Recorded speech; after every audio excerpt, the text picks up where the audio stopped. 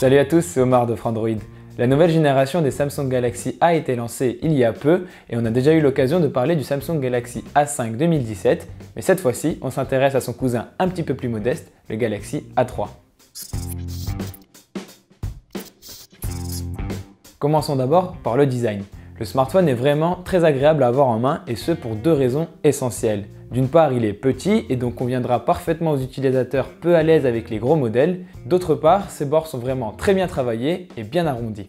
Globalement, avec son dos en verre très élégant et son châssis en métal, c'est un sans faute. Enfin, presque. Il y a quand même un détail qui gâche un peu le tout, le positionnement du haut-parleur sur la tranche droite du téléphone.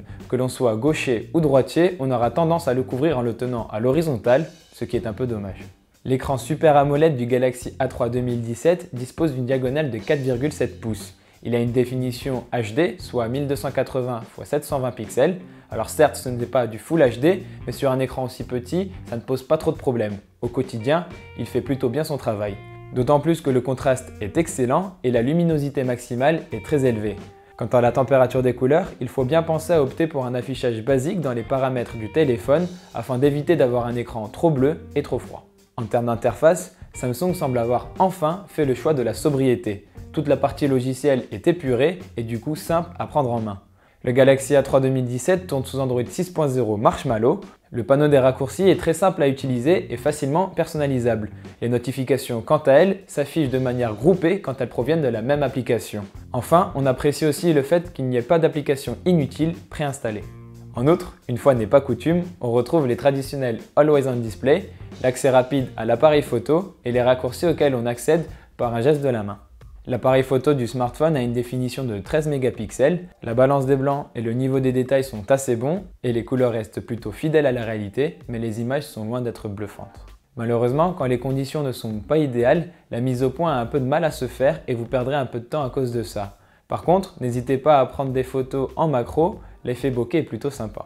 Quant au capteur frontal de 8 mégapixels, vous pourrez prendre de meilleurs selfies que sur le Galaxy A3 2016. Le Galaxy A3 2017 embarque un Exynos 7870 et 2 Go de mémoire vive. Cette combinaison est plus que suffisante pour un usage régulier du téléphone, mais l'appareil montre rapidement des signes de faiblesse quand on se lance dans de longues parties de jeux vidéo.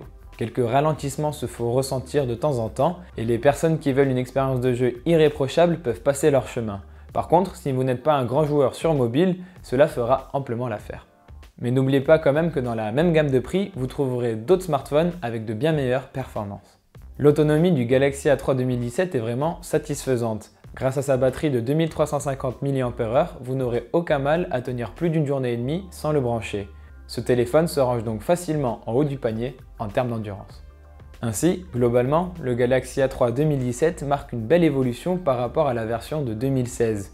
On retient surtout un excellent design, un écran très bien soigné, mais le smartphone reste tout de même un petit peu décevant en termes de performance. Si le Galaxy A3 2017 vous intéresse, sachez qu'il est d'ores et déjà disponible et que vous le trouverez normalement aux alentours de 329 €. Mais n'oubliez pas qu'il n'est pas compatible avec la bande de fréquence 4G à 700 MHz, ce qui peut être un peu dommageable pour les clients Free.